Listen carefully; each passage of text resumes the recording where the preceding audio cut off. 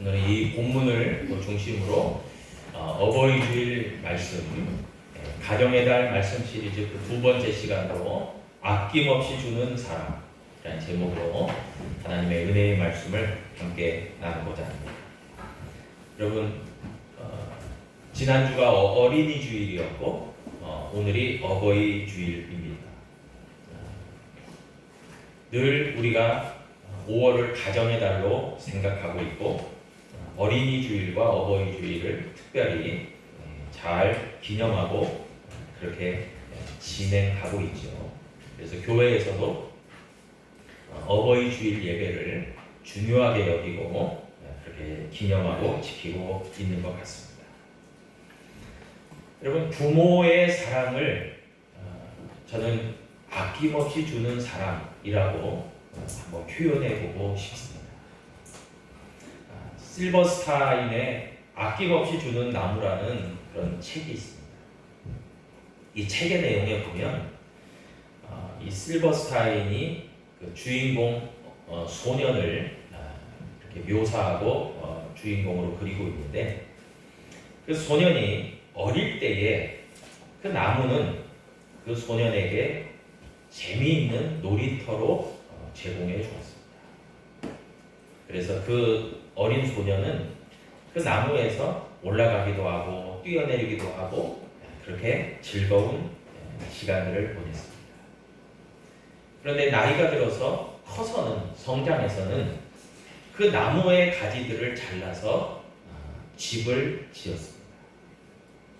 그리고 더 시간이 지나서는 이제 직업이 필요했기 때문에 배를 만들 요구가 되어져서 그 나무의 몸통을 잘라서 배를 만들어서 그렇게 어부 생활을 합니다. 나이가 더 들어서는요, 그 나무는 이제 몸통까지 다 내어주었기 때문에 그 나무의 그루터기만 남게 됩니다. 그럴 때 이 나이가 지긋하게 나이를 먹은 소년은 그 그루터기에 앉아서 지난 날을 회상하면서 이 나무가 어릴 때부터 지금에 이르기까지 나에게 얼마나 아낌없이 주었는가를 생각하는 그런 내용으로 이 실버스타인의 아낌없이 주는 나무라는 책이 그렇게 줄거리가 됩니다. 여러분, 이 나무와도 같은 이야기는 그렇게 생소한 이야기가 아닙니다. 자녀를 향한 그 모든 부모의 아낌없이 내어주는 사랑이 바로 이 아낌없이 주는 나무의 공통된 이야기인 것입니다. 구약의 이사야서 49장 15절이 나와요. 그 나무, 그 15절을 보면은 여인이 어찌 그 젖 먹는 자식을 잊겠으며 자기 태에서 난 아들을 긍휼히 여기지 않겠느냐? 그들은 혹시 잊을지라도 나는 너를 잊지 아니할 것이라 라고 말씀합니다.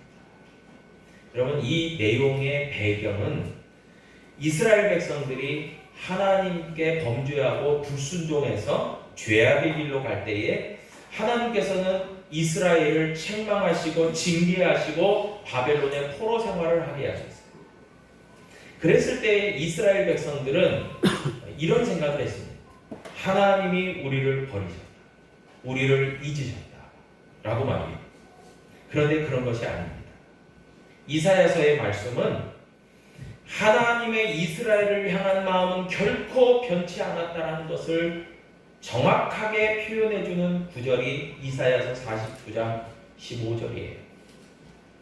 여러분, 때로는 부모는요, 그 자녀를 잘 양육하고 올바로 성장시키기 위해서 잘못된 부분을 지적하고 훈계하고 나무라고 그렇게 합니다. 그렇다고 해서 그 자녀는 그 부모가 나를 미워하나? 나를 싫어하나? 내가 자식이 아니기를 바라나? 그러지 않는다는 거예요. 오직 부모는요, 그 자녀가 잘 되기를 바라는 마음에서 그렇게 나무라기도 하고 책망하기도 한다는 것이죠. 여러분, 이사야 49장 15절은 그런 의미에서 하나님의 사랑을 젖먹는 아이를 향한 어머니의 절절한 사랑으로 표현하고 있어요. 이게 다른 말로 표현하면 모성애, 모성애. 여러분, 모성애를 사전적 의미를 찾아보니까 어머니가 자녀를 향해서 자연스럽게 품게 되는 깊고도 본능적인 사랑이라고 이야기하고 있습니다. 깊은 사랑, 본능적인 사랑, 자연스럽게 품어지는 자녀를 향한 마음, 그것이 모성애라고 합니다. 여러분, 그런데 모성애는요, 단순히 본능적인 사랑일까요? 그러지 않습니다. 본능적인 사랑을 초월해서 뛰어넘어서 하나님께서 모든 부모에게 허락하신 특별한 마음이에요. 자녀를 향한 특별한 마음입니다. 그런 의미에서 모성애의 특징을 살펴보면 조건 없어요. 조건 없는 사랑이에요. 희생적인 사랑입니다. 그리고 또한 포기할 줄 모르는 사랑이에요. 어떤 부모가 자녀를 조건 있게 사랑합니까? 그러지 않습니다. 희생을 바탕으로 사랑합니다. 결코 포기하지 않습니다. 누군가는 포기할 수 있어요. 그러나 부모는 절대로 그 자녀를 포기하지 않습니다. 이게 모성애적 사랑이에요. 그런데 이 모성애적 사랑이 부모의 사랑이에요. 그리고 더 넓게는 하나님의 사랑이라고 말할 수 있습니다. 여러분, 오늘 이 아낌없이 주는 사랑을 베푸는 이 부모의 자녀를 향한 마음과 사랑, 여러분, 그것을 생각하면 오늘 본문 말씀 에베소서가 이야기합니다. 부모에게 순종하고 공경하라. 이것은요, 우리에게 버거운 책임이 아닙니다. 자녀에게 지극히 마땅하고도 당연한 책무요 의무라고 생각할 수 있습니다. 여러분, 그럴 때예요. 여러분, 부모에게 효를 다한다, 공경한다, 순종한다. 그것에 대해서 이제 몇 가지를 좀 구체적으로 이야기 드리려고 합니다. 여러분, 부모에게 효를 다하고 공경한다는 것이 그 출발점이 어딜까요? 여러분, 저는 그 출발점을 성경은 잘 이야기해 주고 있다고 생각합니다. 그것은 다름 아닌 하나님의 우리를 향하신 사랑에서 부모를 향한 공경과 효는 출발하고 있다는 거예요. 왜냐하면 하나님은요, 우리를 이 땅에 창조하시고 태어나게 하신 분이에요. 그리고 사랑의 하나님이세요. 창세기 1장 27절에 보면요, 하나님이 자기 형상, 곧 하나님의 형상대로 사람을 창조하시되 남자와 여자를 창조하시고, 우리를 이 땅에 태어나게 하신 분, 있게 하신 분은 하나님이십니다. 그리고 하나님은 그분의 자기 형상대로 우리를 이 땅에 있게 하셨어요. 그렇기 때문에 우리는 하나님의 자녀가 되는 거죠. 여러분, 신명기 32장 18절도 보니까요, 너를 낳은 반석을 내가 상관하지 아니하고 너를 내신 하나님을 내가 잊었다 그랬어요. 여러분, 우리를 태어나게 하시고 우리를 내신 분이 누구예요? 하나님이다. 여러분, 그래서 우리가 부모 공경과 부모 순종에 앞서서 우리는 더 폭넓게 생각해서 우리를 창조하시고 지으시고 낳으시고 내신 분이 하나님이신 것을 분명히 기억하는 믿음 가운데서 부모 공경과 부모 순종을 우리가 실천하는 저와 여러분 되어야 될 줄로 믿습니다. 아멘. 네, 정말 그래요. 그래서 하나님이 우리를 얼마나 사랑하십니까? 여러분, 하나님이 왜 우리를 사랑하신다라고 이야기합니까? 여러분, 다른 게 아니에요. 서두에도 말씀드렸지만 하나님이 우리를 사랑하시는 이유는 다른 데 있지 않아요. 하나님이 우리의 아버지가 되시기 때문에, 우리의 부모가 되시기 때문에 하나님은 우리를 너무나 사랑하십니다. 그리고 우리가 그 사랑을 받고 있다라고 생각하셔야 됩니다. 여러분, 하나님은요, 자녀된 우리를요, 너무나 지극히 사랑하세요. 그래서 요한 3서 1장 2절에도 보니까요, 사랑하는 자여 라고 얘기해요. 하나님이 우리를 사랑하는 자라고 부르십니다. 사랑하는 자여, 내 영혼이 잘됨 같이 내가 범사에 잘되고 강건하기를 내가 강구하노라. 하나님의 마음이에요. 우리를 향하시고, 하나님은요 우리를 사랑하시기 때문에 우리의 영혼이 잘되고 범사가 잘되고 강건하기를 하나님은 진정으로 바라시고 원하시는 줄로 믿습니다. 아멘. 정말 그래요. 하나님은 우리가 너무너무 잘되기를 원하세요. 여러분, 하나님은 그러하신 하나님이라는 겁니다. 그래서 우리가 첫 번째로 우리가 왜 부모를 공경하고 부모에게 순종해야 되느냐? 우리가 하나님을 믿잖아요. 하나님을 믿는 하나님의 자녀잖아요. 그렇기 때문에 하나님의 사랑을 깊이 있게 알고 기억하고 믿음으로 나아가는 사람들이기 때문에 또한 부모에 대한 사랑과 부모에 대한 은혜도 기억할 줄 아는 믿음으로 나아가는 사람들이라는 거죠. 하나님 사랑과 부모의 사랑은 다른 게 아니죠. 같이 가는 거죠. 함께 가는 거죠. 여러분, 또한 두 번째로 우리가 살펴볼 수 있는 것은 왜 우리가 어버이 주일을 맞이해서 부모를 공경하고 부모의 말씀에 순종하는 믿음으로 나아가야 되느냐? 그것은 바로 오늘 제목과 같이 부모의 사랑은 아낌없이 주는 사랑이기 때문에 그렇습니다. 여러분, 세상에는요 조건부가 많아요. 여러분, 내가 이만큼 하면 당신도 이만큼 나한테 해줘야 돼 라는 조건부가 너무나 많습니다. 뭐 많은 정도가 아니고 대부분이 조건부라고 생각합니다. 여러분, 심지어 결혼에서도 남녀가 결혼을 할 때에 조건부 결혼이 너무 많아요. 그 상대방이 인격이 어떻고 인품이 어떻고 또 신앙관이 어떻고 인생관이 어떻고 가치관이 어떻고 여러 가지들도 물론 중요하게 따질 수도 있겠지만 그러나 외모를 따지죠. 집안을 따지죠. 경제력을 따지죠. 여러 가지 조건을 따져서 내가 이득이 되겠다. 내가 이 결혼을 하면 나에게 상당한 도움이 되겠다.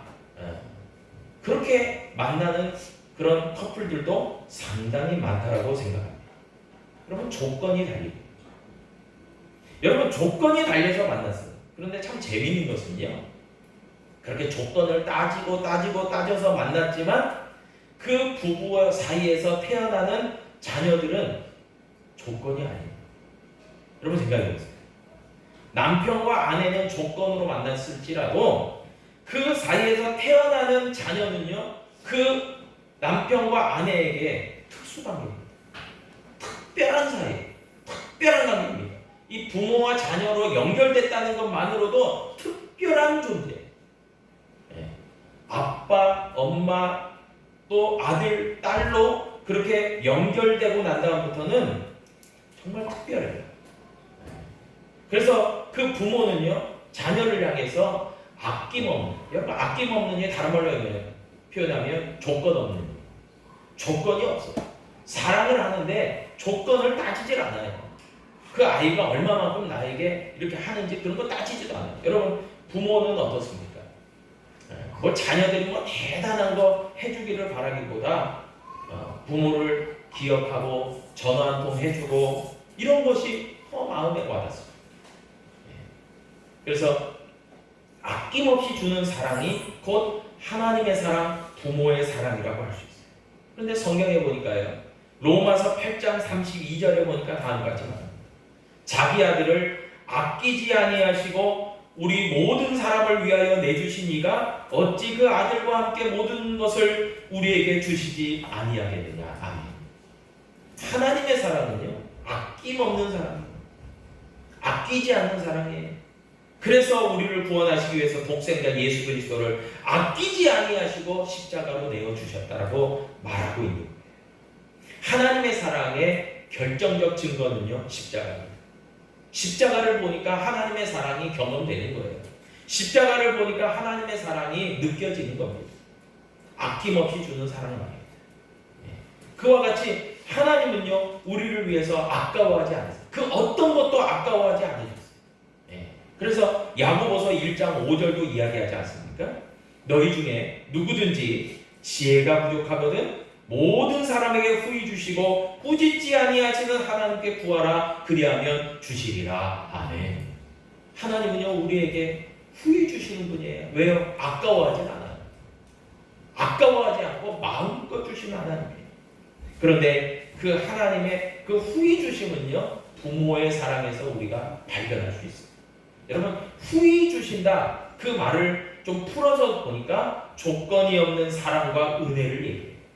여러분 그것은 다른 말로 이야기하면 우리가 부족해도 상관하지 아니하고 주신다. 아낌없이 후히 주신다. 우리의 조건이 거기에 달리진 않아요. 내가 때로 부족할 수 있어요. 내가 때로 연약할 수 있어요. 내가 그 사랑을 받을 자격이 없어요. 그런데도 하나님께서 후히 주시고 넘치도록 주시고 우리에게 아낌없이 주십니다. 그 사랑이요 하나님의 사랑, 부모의 사랑이라는 겁니다. 여러분 그것을 생각하면 자녀들은요 마땅히 그 부모를 공경하고 존경하고 존중할 필요가 있다는 말이에요. 그거 한 가지만 넣어도 말이에요. 여러분 그렇기 때문에 그렇다라고 놓고 보면요 부모는요 그 자녀가 부족해도 정말 상황이 안 좋아도 무조건적으로 사랑합니다. 그런데 거꾸로요 한번 생각해 보세요. 자녀된 입장에서 한번 곰곰이 한번 지난 날을 생각해 보십시오. 자녀는요 좀 생각이 다릅니다. 이런 생각을 간혹 할 때가 있어요. 부모는 절대 그러지 않지만 자녀는 내가 좀 좋은 집안에 태어나요. 우리 부모가 좀 잘났으면 왜 우리 부모는 다른 집 부모보다 더 가지지 못하고 잘나지 못해서 이런 때로는 철없는 원망과 불평의 마음을 자녀들은 가질 때가 있다는 거예요. 여러분 그런데 부모는 그러지 않아요. 자녀가 미숙하게 태어납니다. 자녀가 부족하게 태어납니다. 자녀가 때로는 잘하면서 속을 썩여도 자녀가 참 내 마음을 몰라줘도 조건을 따지지 않는다는 거예요. 진짜 그 자녀를 생각하는 마음, 하나님의 사랑을 가지고 그 자녀를에게 무한정으로 은혜를 베풀고 사랑해 주길 바란다는 그게 부모의 마음이에요. 여러분 그래서 부모의 사랑을 생각하면 하나님의 사랑이 느껴져요. 제가 이제 늘 편지를 저희 아이들을 통해서 받게 됩니다. 생일이나 그리고 어버이날에 이제 저희 아들 딸한테 이제 편지를 받아요. 저희 아이들이 어릴 때부터 초등학교 때부터 이렇게 편지를 잘 쓰더라고요. 그 편지를 받았는데 그 편지의 내용에 이런 내용이 있었습니다. 며칠 전에 받았는데 부모님의 어떤 사랑을 이렇게 자기에게 해주는 것을 보니까 자기는 아무리 부모지만 왜 나한테 이렇게까지 해주나 싶다는 거예요. 다 이해가 안 된대. 한마디로 조건 없이 막 퍼준다는 거죠. 근데 그렇게 내용을 적었어요. 그 이어서 제가 나중에 결혼해서 자식을 낳게 되면 부모님의 주신 사랑을 그대로 행하겠습니다. 그렇게 해놨더라고요. 그래서 철이 좀 드는 것 같다. 저도 역시 이렇게 어린 나이 때는 부모님의 어떤 그런 마음들을 잘 몰랐어요.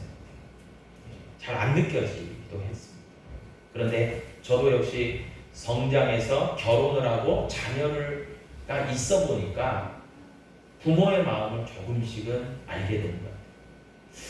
우리 부모가 이렇게 나에게 아낌없이 주어. 조건 따지지 않고 주어. 라고 말해요. 그래서 오늘의 내가 있구나. 라고 생각이 되어집니다. 여러분 마찬가지예요. 그래서 부모의 사랑이 위대한 것은 아낌없이 주는 사랑이기 때문에 위대한 것. 여러분 마지막으로 세 번째 보니까요. 그 부모의 사랑은요.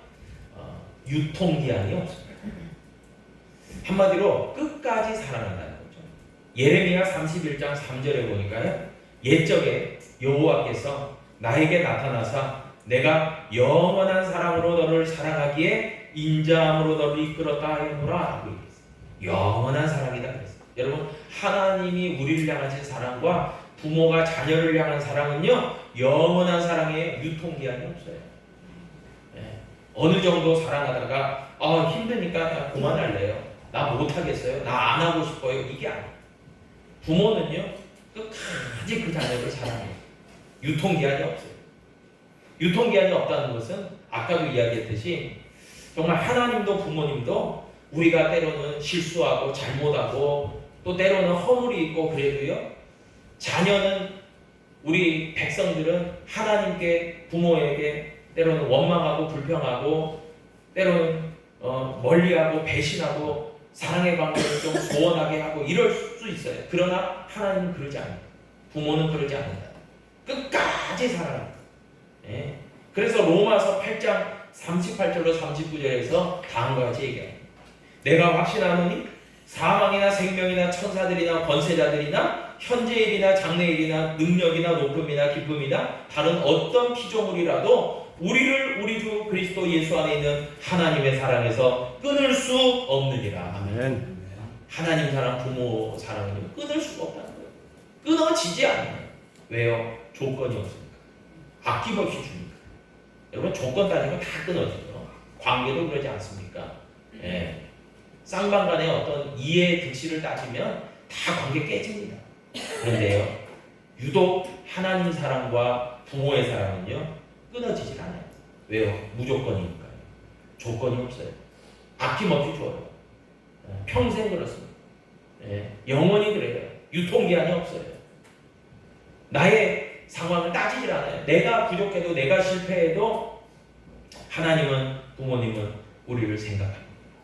그리고 어서 돌아오라고 하시는 거예요. 끝까지 포기하지 않습니다. 놓지 않습니다. 왜요? 모성애적 전적 사랑이 있기 때문에 그렇습니다.